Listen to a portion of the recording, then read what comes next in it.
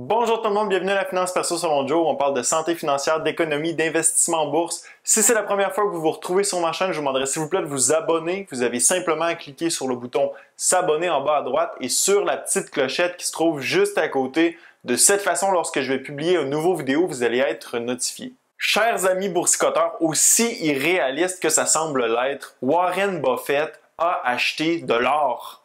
Aujourd'hui, je vous parle de Warren Buffett, je vous parle de son portefeuille d'actions, de son investissement dans l'or et je termine en vous glissant un mot sur mon propre investissement dans le métal jaune.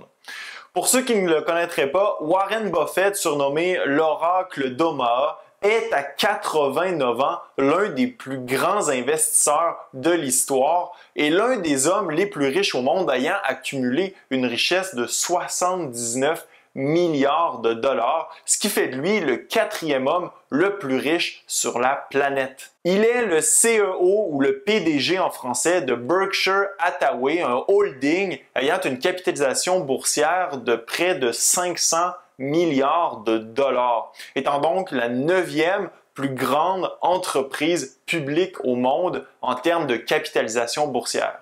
Buffett est reconnu pour son style d'investissement appelé Value Investing, qui est simple et qui lui a permis d'avoir une carrière couronnée de succès. D'ailleurs, si vous désirez en savoir plus sur l'homme et son style d'investissement, je vous invite à aller visionner mes 2 vidéos sur le sujet, soit Investir comme Warren Buffett et 5 citations de Warren Buffett, dont les liens sont dans la description.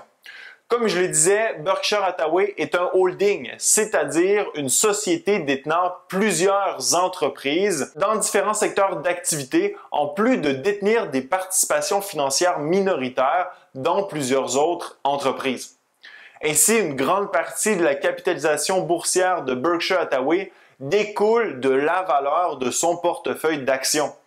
Pour être plus précis, il détient plus de 200 milliards de dollars d'actions. Compte tenu du succès qu'a connu Warren Buffett tout au long de sa carrière, plusieurs investisseurs s'intéressent à la composition de son portefeuille d'actions afin d'imiter ses investissements ou du moins de s'en inspirer. À notre avantage, les gestionnaires de portefeuilles institutionnels ayant un portefeuille d'actifs financiers dont la valeur est au-dessus de 100 millions de dollars américains doivent en divulguer la composition afin de répondre aux règles imposées par la United States Securities and Exchange Commission ou communément appelée la SEC. Alors, à toutes les fins de trimestre, les gestionnaires de portefeuille institutionnels ont 45 jours pour soumettre ce qu'on appelle le formulaire 13F ou 13F en anglais. Ainsi, à tous les trimestres, il est possible de constater les changements faits au portefeuille de Warren Buffett. Où a-t-il investi? De quelle position s'est-il départi? Quelles ont été les positions qui ont été augmentées? Etc. Toutefois, il s'agit d'un portrait imparfait du portefeuille de Buffett parce qu'il est observé en décalage. Depuis les 45 derniers jours, le gestionnaire a pu modifier la composition de son portefeuille de multiples façons. Reste que ça nous permet de tracer les grandes tendances entourant sa gestion d'actifs. Pour ceux qui se demandent de quoi est fait le portefeuille de Warren Buffett, en voici la composition en date du 30 juin 2020. Ses 6 plus grandes positions sont les suivantes. D'abord, en première position, on a bien sûr Apple, la compagnie technologique. Alors, Warren Buffett détient plus de 89 milliards de dollars d'actions et l'entreprise représente 44% de son portefeuille. Quasiment la moitié du portefeuille d'actions de Warren Buffett est dans l'entreprise à la pomme. En deuxième position, nous avons une banque, soit Bank of America. Comme on le sait, dans les dernières semaines, Warren Buffett a augmenté de façon significative sa position dans l'entreprise avec plus de 21 milliards de dollars investis dans la banque américaine, ce qui représente autour de 10% du portefeuille de Berkshire Hathaway. En troisième position, une entreprise connue mondialement, Coca-Cola, dont Warren Buffett fait souvent la promotion lors de ses rencontres annuelles avec les investisseurs. Berkshire Hathaway détient un peu plus de 17 milliards de dollars dans l'entreprise, ce qui représente autour de 8,8% du portefeuille. Ensuite, on a l'entreprise de carte de crédit American Express, comme la plupart d'entre vous connaissez. Alors ici, 14 milliards de dollars investis dans l'entreprise pour environ 7% du portefeuille. Ensuite de ça, Kraft Heinz, la compagnie Kraft Heinz qui produit les marques célèbres comme Ketchup et le Kraft Dinner, par exemple. Donc, plus de 10 milliards dans l'entreprise pour autour de 5% du portefeuille. Et en sixième position, on a Moody's Corp, qui est une agence de notation de crédit américaine, donc qui note les obligations, donc la qualité des obligations qui sont émises par les entreprises, par les gouvernements, etc. Donc 6 milliards, un peu plus de 6 milliards dans l'entreprise pour autour de 3% du portefeuille. À noter que le portefeuille de Berkshire Hathaway détient 44 actions d'entreprises différentes, mais que les 38 autres positions représentent 3% ou moins de la valeur totale de ce dernier. Ce qui a attiré l'attention des investisseurs lors de la publication du plus récent formulaire 13F, c'est une nouvelle action d'entreprise achetée par Warren Buffett nommée Barrick Gold. Barrick Gold, c'est une entreprise minière canadienne exploitant des gisements d'or et de cuivre au Canada, aux États-Unis, en Amérique du Sud et en Afrique. Il s'agit du deuxième plus grand producteur d'or au monde, avec une production avoisinant les 5,5 millions d'onces d'or en 2019. L'entreprise a une capitalisation boursière de 70 milliards de dollars et l'action se transige autour des 40 dollars canadiens. Au cours du dernier trimestre, Buffett a acheté pour 563 millions de dollars d'actions de l'entreprise et sa position accapare autour de 0,27% de son portefeuille. Maintenant, vous devez vous dire pourquoi je vous parle d'un ajout aussi insignifiant par rapport à la valeur totale de son portefeuille de 200 milliards de dollars. Eh bien, détrompez-vous. Cet achat est loin d'être aussi futile qu'il ne le paraît et laissez-moi vous expliquer pourquoi. En fait, pour bien comprendre l'importance de cet achat, il faut connaître l'opinion de Buffett sur l'or. Warren Buffett a toujours détesté l'or, tournant même au ridicule les investisseurs qui en détenaient. Pour Buffett, l'or est un actif non productif qui ne fait rien mis à part vous regarder, dont la hausse du prix dépend du climat de peur et dont les gains potentiels relèvent de l'espoir de voir un acheteur l'acquérir pour plus élevé que vous ne l'avez acheté vous-même. L'or est sorti d'un trou dans le sol en Afrique, puis fondu et ensuite déplacé dans un autre trou creusé pour l'entreposer quelque part en Europe ou aux États-Unis. L'or n'a aucune utilité et n'importe quel martien nous regardant se gratterait la tête à nous regarder faire. Et par ailleurs, Buffett a exposé sa vision par rapport à l'or aux investisseurs de Berkshire Hathaway dans sa lettre annuelle aux investisseurs en 2011, alors que le métal jaune battait des records.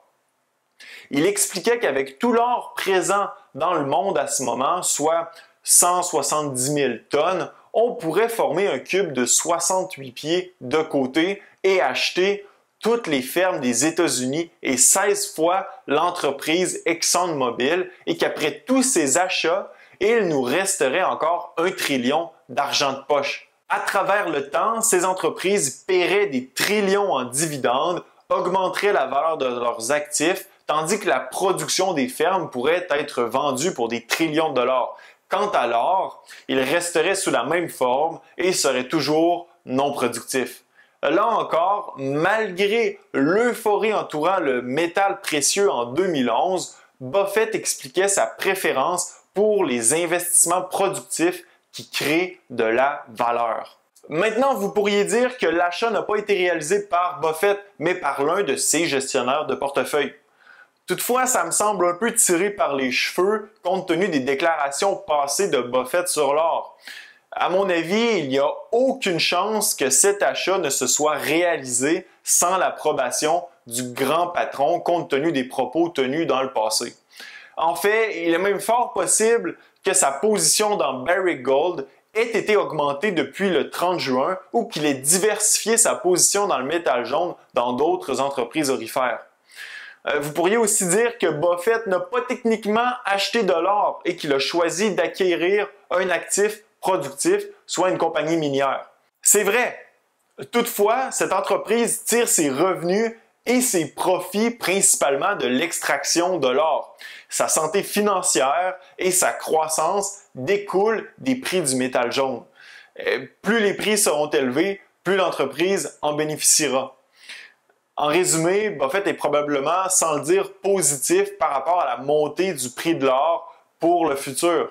Cette volte-face par rapport à ses propos passés agira comme un catalyseur pour tous les adeptes de Buffett et les amènera à repenser leur positionnement face à l'or. C'est d'ailleurs ce que j'ai fait au cours des dernières semaines, bien avant que cette transaction soit révélée, car j'avais aussi une opinion négative de l'or. Pour ceux qui veulent visionner mon vidéo sur mon opinion précédente, le lien est dans la description. En fait, l'acquisition de Buffett vient en quelque sorte confirmer mon raisonnement selon lequel l'or devrait relativement bien performer au cours des prochains mois face à un dollar qui risque de continuer sa chute. Comme le dollar, l'or est un actif non productif, mais il vaut mieux détenir de l'or que des dollars dans un environnement inflationniste. L'or et le dollar sont tous deux des monnaies. Toutefois, le gouvernement peut imprimer de la monnaie de papier, mais il ne peut imprimer de l'or. En résumé, l'assouplissement quantitatif crée de l'inflation en augmentant la masse monétaire et la quantité de dollars dans l'économie. Chaque dollar présent dans l'économie vaut donc un peu moins à chaque fois qu'un nouveau dollar de plus est ajouté. Il faut donc plus de dollars pour acheter la même quantité d'or, ce qui veut dire que lorsque le dollar perd de la valeur, l'or en gagne. La chute du dollar fait aussi baisser la valeur des obligations qui sont d'ailleurs eux aussi des actifs non productifs en raison des taux d'intérêt réels négatifs. Acheter des obligations présentement équivaut à accepter de recevoir moins d'argent dans le futur en raison du rendement négatif. Vous vous demandez peut-être qui achète actuellement ces obligations qui ont l'assurance de vous appauvrir. Eh bien, les banques centrales. Bref, l'acquisition de Buffett est un signal fort qui légitime le métal jaune pour les investisseurs individuels et institutionnels. Dans un sens, ça permet aussi aux investisseurs d'avoir l'air intelligents que l'or performe dans les prochains mois ou non. Si vous détenez de l'or et que l'or poursuit son ascension, bien sûr, tout va bien. Vous en profitez et comme Warren Buffett, vous avez vu juste. À l'opposé, si l'or sous-performe, vous pourrez dire que même l'un des meilleurs investisseurs au monde en a acheté et que cette erreur est aussi celle de Warren Buffett. Ceci favorisera aussi, à mon avis, l'ajout d'entreprises du secteur aurifère ou de FNB telles que GLD auprès d'autres grands investisseurs institutionnels qui verront dans l'achat de Buffett un cautionnement du secteur. Barrick Gold a d'ailleurs augmenté sa capitalisation boursière de 7 milliards de dollars après la plus récente divulgation du portefeuille de Buffett. Signe que certains imitent déjà leur gourou. Enfin, pour ce qui est de mon portefeuille personnel, j'ai continué d'augmenter ma position dans GLD au cours des dernières semaines. GLD représente actuellement 11% de mon portefeuille et mon coût moyen est d'autour de 177 $ par action. Je suis présentement satisfait de mon positionnement et je ne compte pas l'augmenter davantage pour l'instant. En terminant, laissez-moi savoir si l'achat de Warren Buffett vous a convaincu et si vous pensez acheter ou augmenter votre position dans l'or. Ce fut un plaisir. À la prochaine.